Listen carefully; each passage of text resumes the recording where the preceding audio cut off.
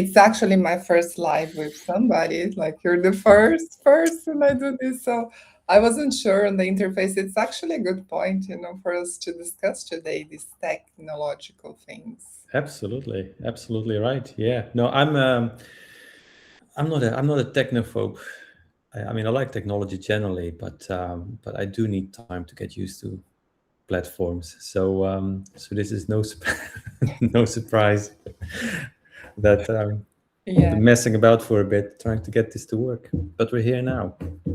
yeah, it's a good point actually because when trying, I think people that have a scientific background tend to want to be super ready and prepared for Mm, things, maybe excessively. And mm. I think that kind of stop us from just doing things in business. And we are going to talk about workshops today because this is something you're very good at. And I think it's this improvisation or just dealing with things that happen on the moment are, what business people do with just going with the flow. It's something that we can really learn from. So, Yeah, yeah. No, I think it's going to be a great conversation. So I suppose looking at the Substack ecosystem, mhm. there's lots of different content creators, different types of um, businesses, small businesses, large businesses, all trying to do their thing and communicate with the world, right?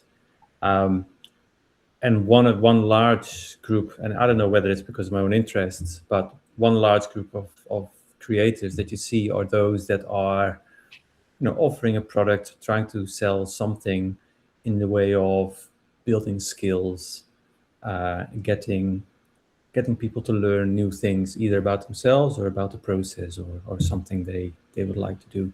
Um, and I think in that context, sort of workshops and learning and webinars is sort of quite interesting, and Substack can be quite interesting as a platform. But for me, it all depends on what exactly is your purpose for being on Substack. So I'm quite I know quite well what I'm curious about and what I want to achieve on Substack. But how about you, Anna? What brought you here to Substack, and what do you want to achieve with your writing here? Uh, hey, April. Good morning. April is there with us. Hi, Um, April. yeah, April is lovely connection here. We exchange many ideas about women's health. There's one answer already. I joined Substack to meet April, I think connect with April. Good you reason. should see our chats secret. We talk about very nice stuff.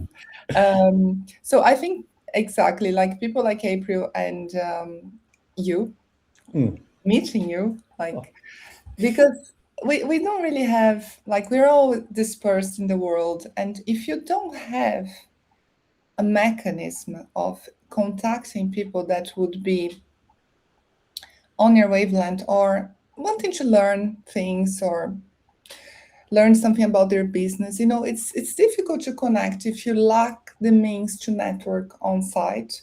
And I think the pandemic for me was a point in which, and I had a baby kind of 1 year after the pandemic, and I was like, this was the perfect convergence of not being able to network. I was stuck in the house, and I was like, oh my god, how I'm gonna meet people. And why Substack? I have tried everything: LinkedIn, Twitter, Blue Sky, and YouTube. People can be really unkind on YouTube, I find, and it's better not to read comments. And I was always trying to find a way to communicate with people in a meaningful way. And I think Substack so far has been the most interesting platform because it's so interactive. The user experience here is just not something I have seen before. And it allows people that have constraints to reach everyone or a lot of people outside, and those that can also connect in real life, they can build a presence here and have an archive and a business. And I just think this is really nice because it's really about generating opportunity for everyone. This is Mm. beautiful. It's the access. So this is like the generic reason why I like here. The second thing is really because it is a business space for me that I'm still figuring. I have no pretense to say that I have figured it out because I didn't, but it's helping me. And exchanges with you, with April, with so many people here, it's teaching me so much. I think I'm more learning than sharing my knowledge, really. Um, and Edgar, I'm gonna pass the ball to you. Pass the I think I came across your content, and it really resonated with me because my PhD was lovely and difficult in Ireland. 2013, I finished, and you're doing something right now that's just so important. And if I had met you 10 years ago, you would have saved a lot of things I went through. You would have helped me, and you are helping people now. So I want to know, and I want our readers and watchers and people, watchers, no, just people. That's a bit funny. Audience. No, no, not the word. April wants to know. April wants to. April, like what is your objective here? Like, so for you, what is Substack? So, well, for me, Substack, I've always been drawn to Substack because of the reading that I like to do. So I started out my first Substack around the pandemic, because we were basically stuck at home, and my hobby was making beer. And I thought it'd be really cool to have a Substack about the science of beer making. So I did that for a little while. Then work got back into the way. I teach at university, so I had to sort of let it go. And I thought, well, it sort of was a sort of failed enterprise, right? Um, Reflecting on that now, actually, I thought it was quite a success story because even though I only spent 1 day a week on it, and some writing in the evenings, I managed to get 300 subscribers, and some of them actually wanted to pay me for it as well, for the work that I did. So at the time, I thought this is a failed experiment, but then afterwards, sort of looking back at it now, I thought it was really, really great.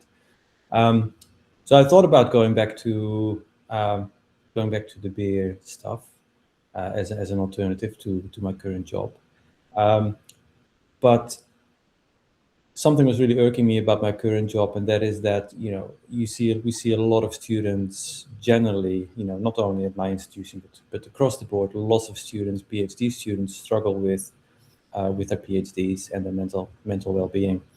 And I'm not a psychologist or by any means, but it wasn't very difficult to see that a lot of these problems stem from the PhD experience, and that there is a lot of room for improvement. Now, from an institutional perspective, I think there are lots of restraints or constraints which are financial in nature. So I thought I had something else to offer, something more to offer than what most institutions have. So that's why I started writing about the PhD experience. What I've done since then, and what I've realized since after starting the writing journey on Substack on supervision issues and PhD journey, is that actually it helps me improve my practice. So just simply reflecting and thinking about the various issues, and looking at it from a different perspective can really sort of enrich your own thinking. And then the feedback that you get from Substack, and I think this is where Substack is really unique. The positive comments that you get back for some articles and maybe not for others can also tell you about what really plays out there, in the real world, if you wanna call it that. So I feel much closer to community here than I would be on any other platform, even LinkedIn. I mean, to me, LinkedIn very much looks like Facebook at the moment. So yeah, I really think that Substack is that platform closest to what I would say is a walk in the library. Let's imagine a library with the books actually walking around and you can talk to them. There's such a wide diversity of books and ideas and thoughts out there, and just imagine wandering into a space and encountering all those wonderful books, all that wonderful content and ideas. And the brilliant thing about Substack is that in principle, you don't have to engage with the person. It's sufficient to engage with the writing.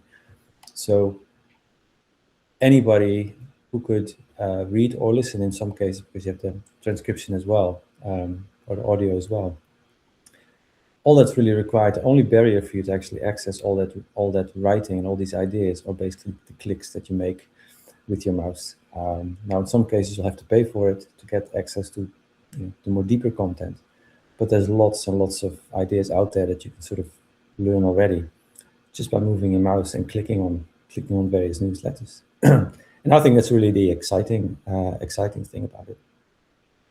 And you mentioned, the meeting other people.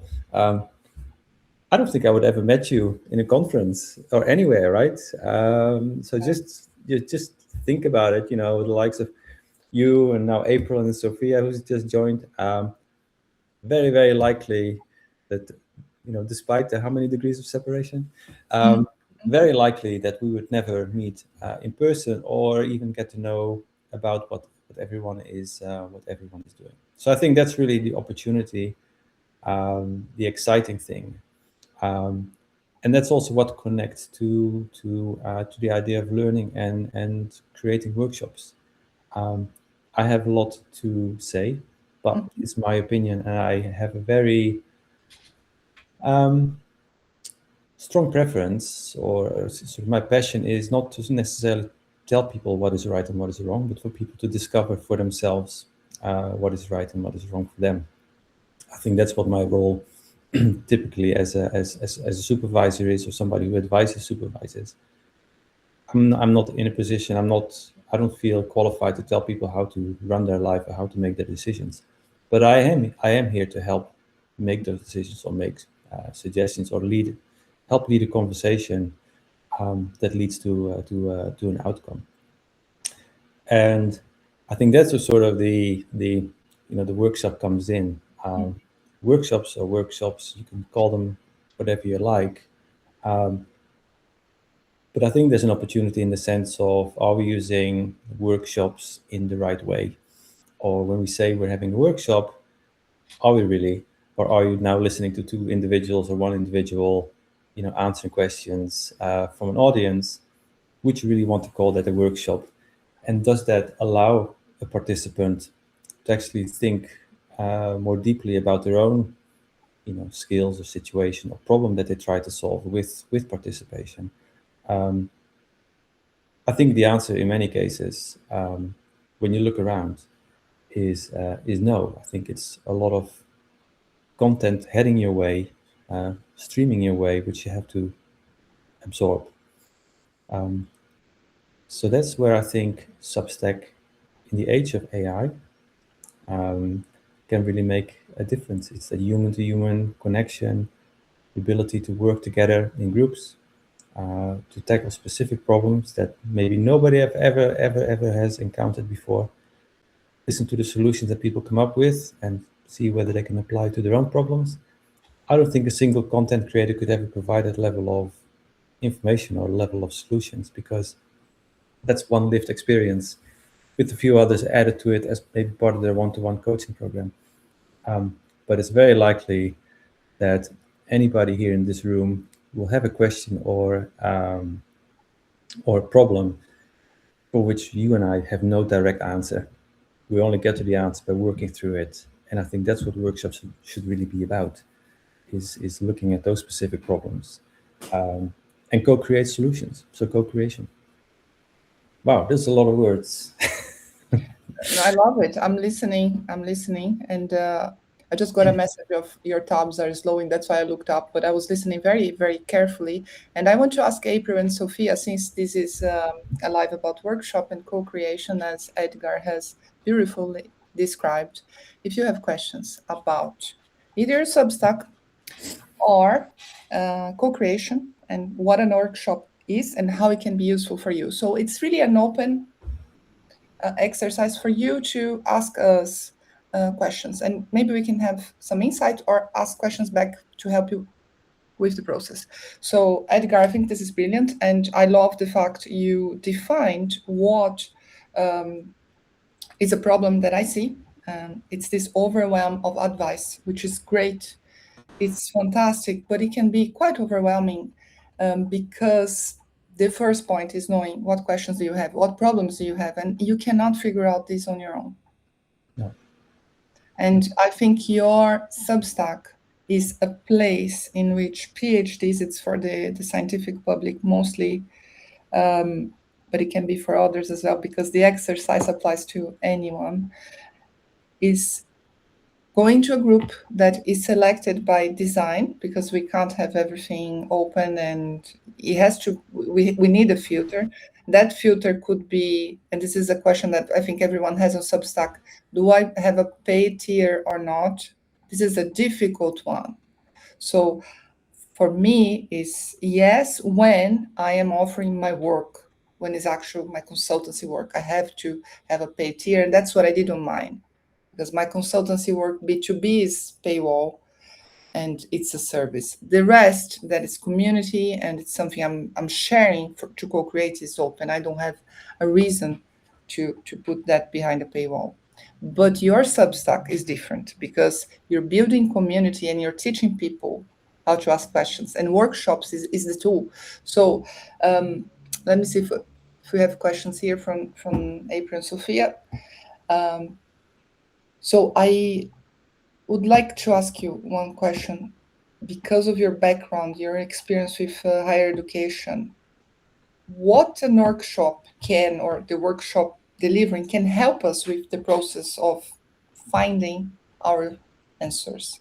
Why is so important, and why is that overlooked tool today?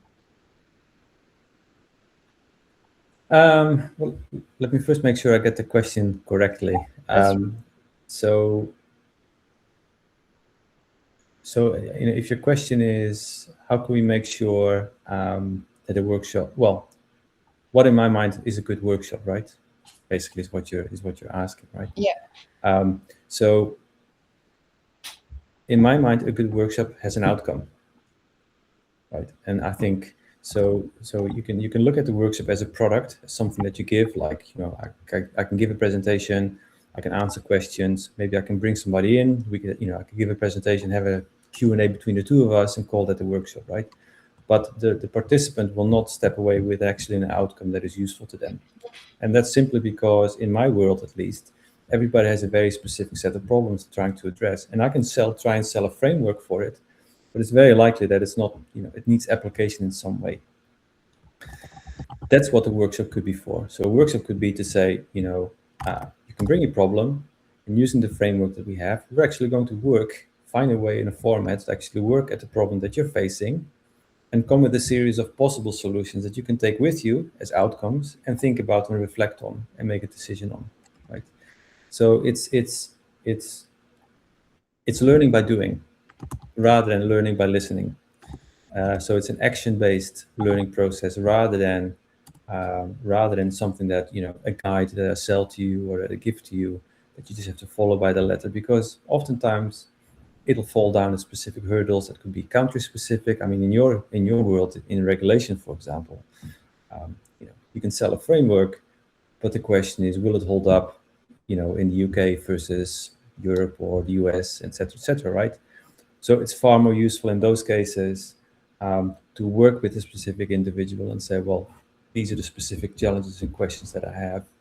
Can you advise me on these, or how do I go about solving these problems? And rather than giving the answer, it would be a matter of, okay, well, let's define what the problem is, and let's work together on a solution there. So so that's sort of how I see it. So I can, for example, give the advice in the context of the supervisor. I could go and take, go to a student and say, make sure you have a good relationship with your supervisor. Right? Then the question, well, how do I go about that? Because he's very busy. I never get a chance to talk to him or them. So I can then give tools and say, well, I have a series of templates that you can use with emails, email templates that will get his attention or their attention, and will make sure that those meetings will happen. But then, that may or may not work in a very specific situation. So what it actually needs is a conversation where somebody can lay out the problem, and people can actually brainstorm actively on that very specific issue to come up with possible solutions. I think that's what workshops and I want to throw in the word community of practice and hive minds can really come in. Because as we concluded before, I would never run into you anywhere, in real life. But with this platform, with Substack, with all those lived experiences that we all have collectively in this hive mind idea, bringing them together and making use of it effectively will beat whichever creator you will encounter, alone. And no matter how many subscribers they have, 1 million subscribers, it does not make up, or it never will be equivalent to having 5 people in a room looking at your problem and discussing it freely and safely with the sole aim to solve that problem. So that's where I think the opportunity is for Substack in terms of development. I think that's where, in the age of AI, it will be going, because we are humans, we are herd animals to some degree, and need interaction with between people to create new ideas and test new ideas and get feedback on them. And I think I don't think AI will substitute for that anytime soon. April is saying something. Thanks for that, Edgar. It's 2 in the morning here and my brain started, but I know I have questions later in the day, but done workshops in person, but I feel rusty. Thanks for being so late here, April. Feel free to write to us later or anytime. This will be recorded, so if it's too late for you, don't worry. You can always pick up later. April, I think we should do a live together at some stage. And now that you know Edgar as well, who knows? Thanks for this, Edgar. You said something about the AI, and I'll bring a problem here because I think it's a nice problem. Yep. I have my consultancy practice, and I also write. So I have a newsletter, main newsletter, and I also write. Thanks, April. I write for scientists so for the PhDs that finish and they enter the market, they either gonna go, unlikely stay in academia because of it's just how it is. Very few positions there. They go to industry, they go to consultancy, they go to freelancing, teaching, all their change profession, which is all good. The important is you pay your bills and you're happy. Mental health there, doesn't matter what you do. Yeah. But of course, I have my business in Italy. I'm a freelancer, and I have a website. I've walked all the path of starting a business, and a lot of that I did on my own, if not everything, because it's learn by doing on your own. And when I found Substack and I was learning from other creators, or I'm not a creator, I'm a technical consultant, but I create to share my work.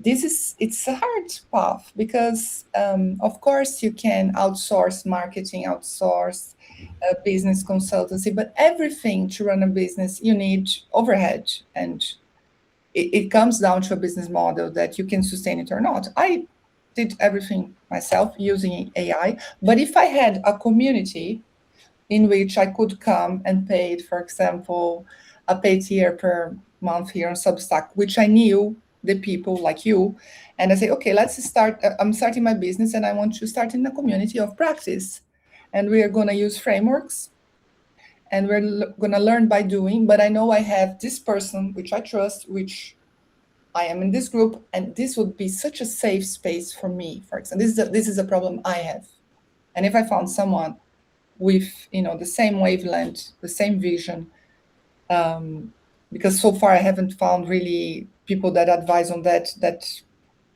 really understand my context But if you, for example, started doing something like this, I would say, okay, I'm gonna join. And I might do that anyway, even though your public's a little bit different from mine. I mean, our missions are very similar, very similar. And I would say, okay, I'm going to bring different problems, business problems for PhDs and all of that. But that would be a fantastic because we will be exchanging ideas, and in a safe space, protected by Hmm.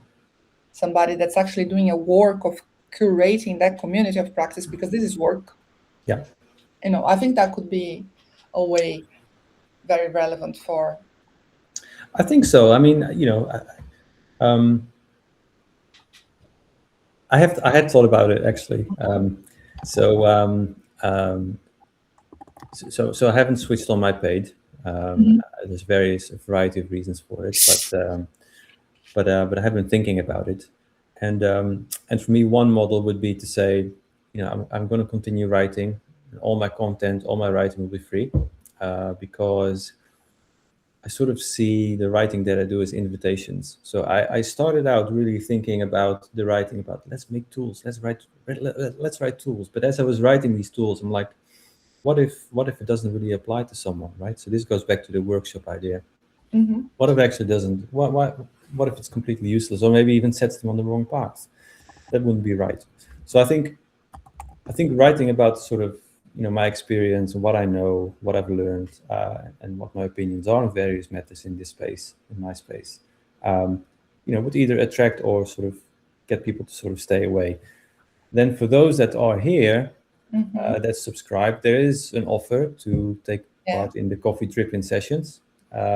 In my mind, that should be free as well, because it's a space where people can just come in, hang out, have a coffee, almost here as we're doing here, but then in a sort of a closed space through Google Meet. Um, but then there's the opportunity for a paid tier to say, well, actually, I want to have a one-to-one with Edgar, or I want to have more sort of a more deeper conversation about the specific issue that I have. Mhm. And I think from there onwards, there's sort of two levels. One is where I can actually help, maybe create workshops that address particular problems that people can bring to the table. But then on top of that, create a tier which I would call the alumni tier, Right. Right. Oh, um, okay. which are basically the people that I've worked with in the past, that I feel sort of you know um, understand my ethos and my values and sort of live by those similar values, um, and create that community of practitioners that can meet on a regular basis as well, to sort of bounce ideas of each other on a more continuous basis. And I think that's what you're sort of describing there as well, right? And I think the beauty of that is because you mentioned mental health or mental well-being. Um, a lot of things, a lot of decisions or indecisions that we face Mhm. are not necessarily based on the practice or the what we're trying to achieve. Oftentimes they're driven by anxieties and fears or very specific motivations, things that really excite you, that we all share in some way. We're all emotional beings. We're all driven by our sets of circumstances and how these circumstances interact with our own sort of internal systems, right? Um, and it doesn't really matter what your background is. Sometimes it just helps to sit down, talk through the problem that you have or the opportunity that you're thinking about sort of chasing, and get some level-headed feedback from somebody who looks at it with completely different eyes, but still recognizes, based on their own experience, how it must feel maybe to start a business from scratch, and have no income in the first instance, Exactly. or others that maybe try to grapple and start it as a side hustle, while still having a job, but then maybe having struggles managing work-life balance. And then, of course, there's the people that maybe come out of their degrees recently, and trying to sort of try and find out what would be the best path forward for them. So they maybe have to make career choices that we all have made already. Some of us already have made. So, in some ways, that sort of community of practice would actually benefit from the diversity rather than having a cohort that all tries to solve a very specific thing. Um, so I don't. I don't think it'd be particularly helpful for me to tether myself to very one specific group of people. Um, I think actually having that diversity there is important. Actually, actually, you know, I was at the very start of of the Substack, the Super Advisor, right? I started writing, and I was like, I was getting this feedback from all these different people, and I thought, oh wow, this is really great. But then I started worrying, it's like, well, I'm just this old white man writing about PhD stuff, right? I need representation of lived experience. So maybe I should have a board. Maybe I should have a board of people Hmm. that I can sort of, ping my ideas to and say, hey, from your perspective, does it make any sense for me to write about this, or am I being like, or is this sort of like some paternal thing that I'm doing that I should be mindful of, right? So for a very brief moment, I thought about reaching out to those people that were sort of interacting and that I knew had quite different lived experiences, just to say, what do you really think? Do you really think I'm like the super advisor, or am I just an old gray man, trying to lecture to other people? Um, I don't think there's necessarily a need for a board. I think I moved on from that idea. But for me personally, I also benefit from having that community of practice, even though it's maybe organized through the super advisor. It doesn't mean I own it. It doesn't mean that whatever happens within it is mine or is driven by me. Um, I'm learning as much as the next person. So, yeah, I think that's where the value is, not only in terms of creating something that maybe you could make paid and get people to pay for and get access to. Hmm. It's also actually that enriches my own life and informs my own writing and thinking. So yeah, I hope that's helpful. I talk a lot. No, it's good. I'm listening and linking with what we said before. Just gonna say, hey, Richard, welcome. Hey, And Richard, yeah, I uh, recognize the name. yeah, me too. Drop me or drop us a line to say just where you guys writing from, because then we know, and maybe just like your Mm. personal interests besides. So I know about April. Um, Edgar, I think you said something there that was very, very profound and so rich. So, what I see from the business perspective, from building communities and from using workshops to kind of have a way to make people collaborate, because I think that's what we want to do. Um, when you start a business, generally you have two backgrounds. Either you have access to networks and finance to fund your marketing, or you start by yourself, which there are different scenarios, but the community of practice to me right now and workshops is sounding like a place in which anyone with a technical background, not only scientists, science is quite a niche, but there's a lot of technical people that could highly benefit from having a community of practices, which is a group, which is not mentoring, it's not coaching, it's not psychology, it's Mhm. something that it's a methodology in which you meet, you share problems, you have a framework to resolve them using the collective knowledge of the group. Yeah. And obviously, you are someone that has not only experience but the credentials to run something like this. And I think that would be a fantastic um, offer tier for you in the future here, because there is a lot of people that need that kind of Yeah. board, Yeah. as you said, the word you said. Canada, fantastic, Richard. Very nice. Canada, congratulations getting through to the next round. World Cup. Way hey. Oh yeah, they Yeah, did yeah. The Canadian heroes they were called, I think. Beating very South good. beating South Africa. I don't know if there's any South Africans in the room. Don't want to start any arguments. No, but we have to pass Brazil. Sorry, to pass Brazil. I become very patriotic and World Cup. So Let's not. yeah, it's Yeah. okay, let's not go there. So I think it's now talking to you, Edgar. What we're doing here is really co-creating ideas and sharpening our thinking, and that's Yeah. that's really Yeah. something you do with others, not AI. Yeah, and I think that's also the stark contrast between sort of the human aspect of it, um, is there's an element of safety as well. So, I've been in workshops where I felt quite safe. There was quite a bit of psychological safety and IP safety, where I could share my ideas and have conversations that I would not necessarily have with a stranger. But then there were also workshops where I felt less comfortable, or placed in positions where I wasn't maybe that comfortable of talking and sharing ideas. So there's a framework and a practice around creating workshops, but then there's also how we conduct ourselves, as you say, and how to make sure that somebody who comes into a space feels able to speak freely without having to worry about a backlash or feeling unsafe, or feeling that their ideas might be exposed by others and gets exploited. So yeah, these are all sorts of the questions, or the sort of the things that I think sets a workshop apart. Because if you think about AI, you can submit an idea, say, this is my idea, this is what I want to do. Here you go, language model. Why don't you create for me, a business idea? But that's not something necessarily that's going to be private to you. So and sharing your problems with AI, I wouldn't venture is a very good idea either, at least in my mind. I wrote an article about that. I don't want to plug my own articles, but that was just a random thought about risk assessments. So you'll be very familiar with risk assessments. But in my latest post, basically, there was a discussion that I was having within another group, the Catalyst Club, and the discussion was about the use of AI.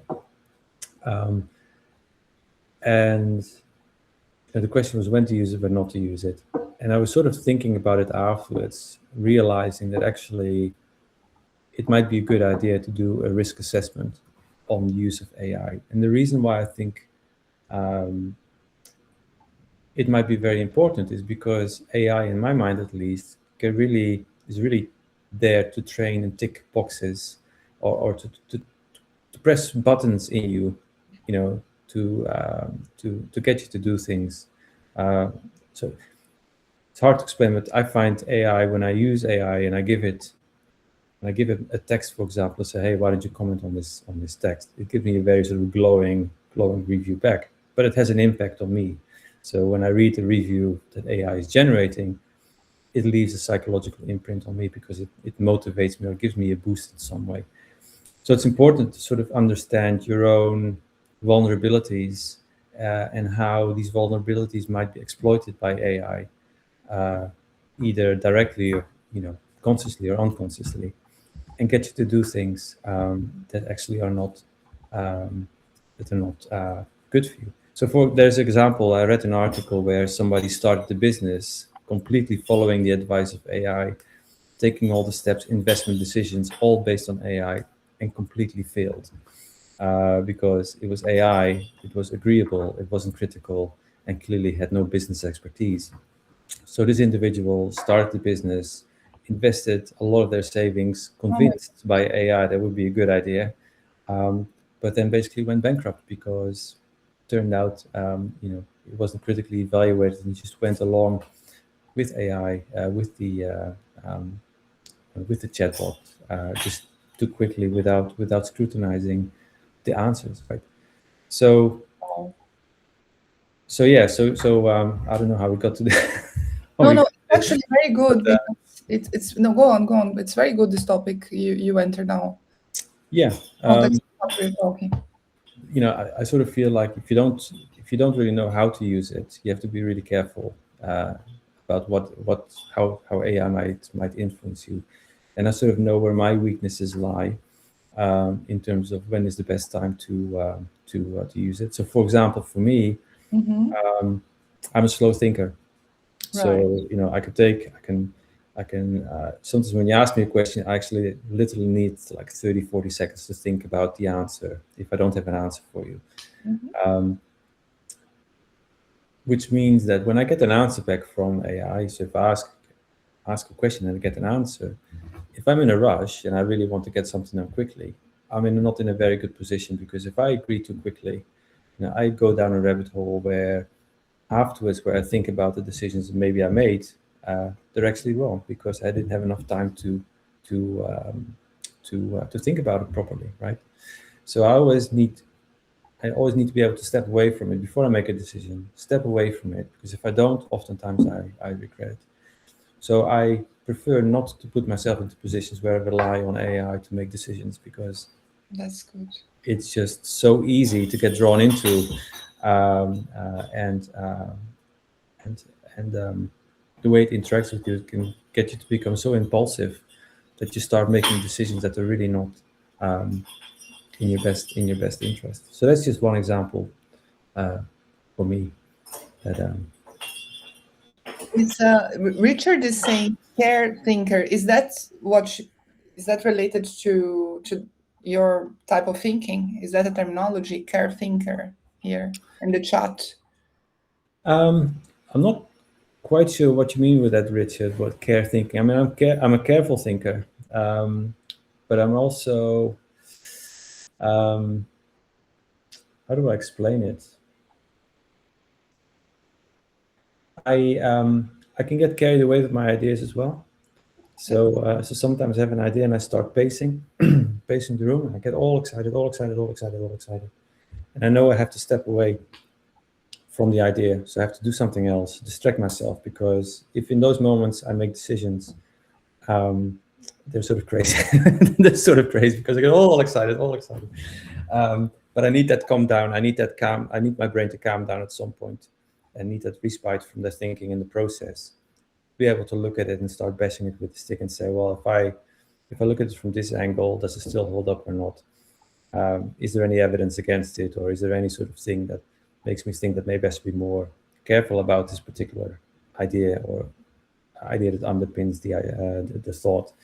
And oftentimes there is. Oftentimes when I look at it with fresh eyes, there are ways of criticizing it and sort of diminishing impacts and stuff like that.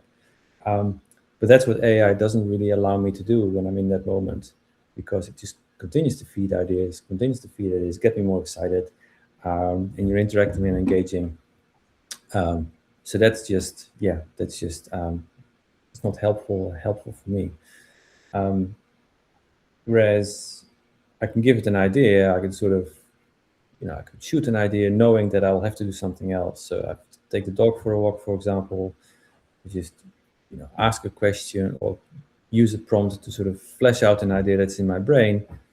I read it, and then I just go out and sort of reflect on it, and oftentimes come back with better ideas or better worked out ideas, and that's then what I use. So I think it's important to sort of, for me at least, to understand how AI interacts with you, and how you can make sure it interacts in the most healthy way. Um, so yeah, that was just my thought on that. That's that's very good, and I think it's a question we all have today. So how to connect to others that will help us in our journey, business or personal, and there Yeah. the concept of you brought communities of practice is so important, a term from academia, but that is very useful. Workshops as a tool to help people co-create and find answers together. And then you bring the risk assessment of AI, which I think it would be worth a workshop. The first one. I Go really ahead. talk about this. It's But so what Richard says is really amazing, by the way. I mean, come yeah. and communicate with your humanity. This is a genuine world. I mean, yeah. Thanks Uh, for sharing that. That's absolutely brilliant. that's Communicate with your humanity. See, I was thinking about this now. Communicate with your humanity. I can totally see myself not ruminating, sort of digesting it and thinking about it and what it means to me, right? And that's exactly what Substack and workshopping is about. People throw ideas out there, and you go away thinking like, oh wow, how does this apply to me, or this is how it applies to me now. This is what I learned from it. Yeah, there's no equivalent anywhere else. You know, um, Human to human interaction. There's no equivalent. yeah. Richard gave a good feedback here, and April saying good topic. I think on the AI one was a very good one, and Edgar, I also use workshops in my practice. Yeah. because people have a lot of, especially managers and biotech and clean tech managers, they would have questions, and sharing that those questions in industrial setting is complicated, so they need to feel safe. There is, you said concepts that apply also for B2B world and business world. They are all the same, really. People need to feel trust. They need to feel that they can throw up questions there, and they're going to be heard. They're going to have space. But I think I wanted to tell you something. When you talk about having a community of practice and having workshops, I would love to support you, because we created this connection on Substack, both Mhm. through our content and our missions, to help people with our knowledge, technical knowledge, and human knowledge. And I don't feel like starting a community of practice or workshops on my own on Substack, but I would love to support your mission here. We're already doing that informally through the coffee drips and all of that. But I think that's the beauty, because you kind of find your people, and even if the businesses are different, you can still have that connection and help each other. And I think that's a kind of environment that Substack allow us to do. So, I don't know, we will talk after that today, Yeah. but what else connections we can make? We don't need all the connections, we just need the very few quality ones that allow us to give a step further in what we are doing. So yes. Yeah. So Richard has another belter of a comment. Isn't our mission to disentangle? Yes and no, I would say. Well, I mean, it's a personal answer. For me, it's understanding the tangle in the first place. So I don't necessarily mean to disentangle everything, um, but um, but I certainly love exploring sort of the structure of it. So what does entanglement mean? What does it look like? And what happens to it if I poke it over here and sort of pull this string? What happens? What happens then? So I sort of see myself as an explorer in that sense, a learner, not necessarily as a problem solver. Although it gives me gratification to solve problems for other people, or to help people solve problems. Um, but it's for me that sort of understanding those knots in the first place, and mapping them out, surfacing them, that I think uh, is really interesting to me. But but yeah, disentangle. Um, it's trying to understand, trying to make sense of things, getting clarity. It all rings true to me when you say that, Richard.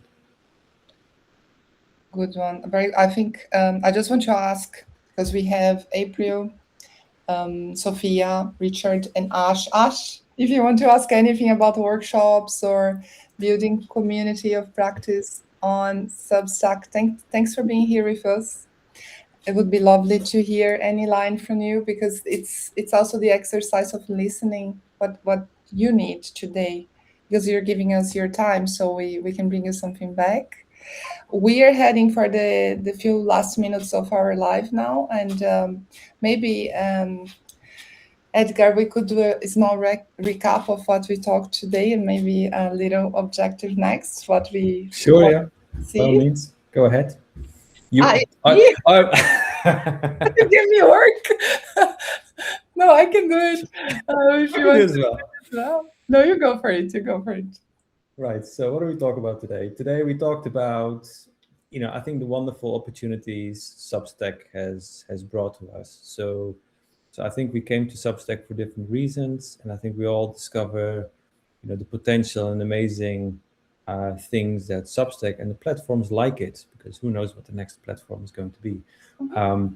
allows to happen. And I think the overall argument that we're making is that these platforms are wonderful ways of, for people to congregate with different lived experiences, different ideas, and that the next really shift will be, finding new ways of actually making use of that, multi mind hive set, if you want to call it that. So basically, making the most of all those lived experiences and get people to use those experiences to solve problems.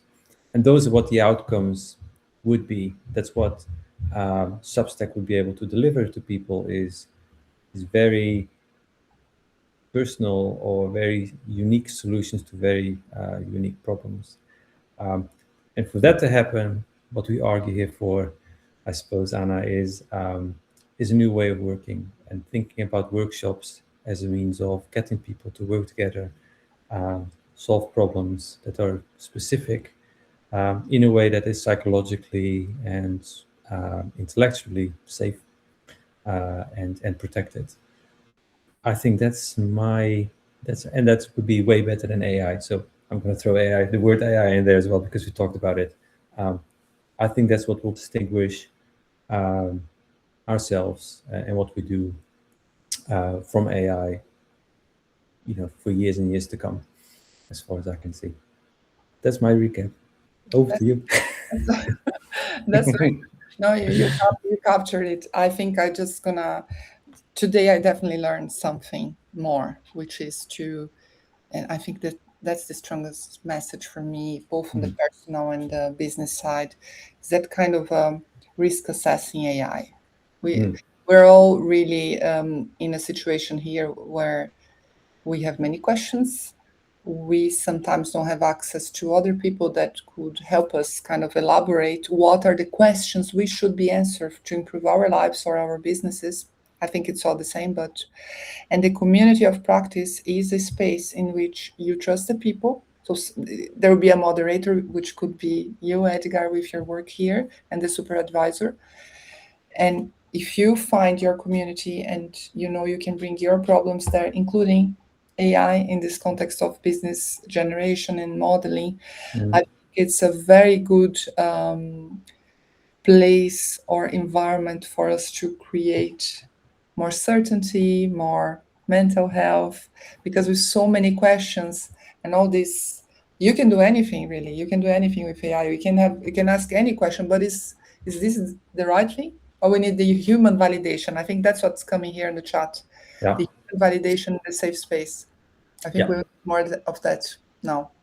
absolutely. Yeah, no, I think Richard again says it nicely. Taking care of our neurotransmitters, it's critically important. We we don't really understand how, what the impacts really are of. Well, I think we're starting to understand how AI interacts with our brains, but the biology of it is still very unclear. But I'm pretty sure it changes our chemistry, and not necessarily for the better. So yeah, no, I think human to human interactions um, is the way to go. And I must say thank you, April, for for your very kind words. AI doesn't blush. I do. Ah, this is brilliant. Yeah.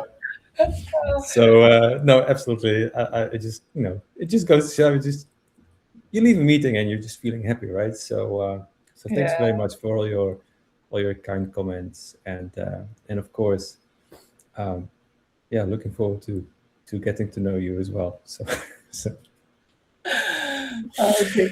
I so if you're not connected or subscribed to Edgar and myself, please do. I think you are you all are. And the subscribers chat in both our pages is a lot of fun, and we don't publish everything in the notes or out, so make sure you're there. And also, if you want to drop messages to me or to Edgar, suggestions, questions, please do. Thank you so much, Edgar.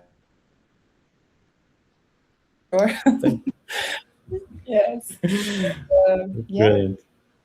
Yeah, thanks so much everyone for joining. I know it's a Monday. I know it's very early where you are, April and Richard. So much appreciate you joining us. And yeah, let's do this again sometime. Absolutely. Bye, Ash. Thank you. Thank you.